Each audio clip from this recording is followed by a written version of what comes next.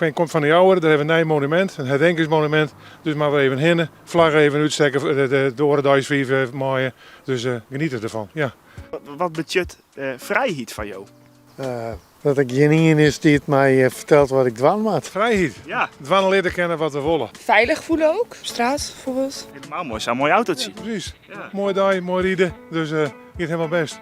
Rekening houden met andere mensen natuurlijk. Genieten kennen van alles, liefste ding van het leven. Je weet dat je niet bang moet zijn voor mensen of zo, dan, dat is wel veilig. Dat je kan genieten van het leven en mensen om je heen die van je houden. Gewoon algehele vrede is in deze wereld. Alle geloven kerst haar, alles gewoon vrijheid van leven, van mening, van wezen was best. Me realiseren dat ik van morgen de 35ste jaar, dat ik mij daar net aan storen moet. Ik ben wel blij dat ik in Nederland woon. Je kunt het wel letten wat we willen.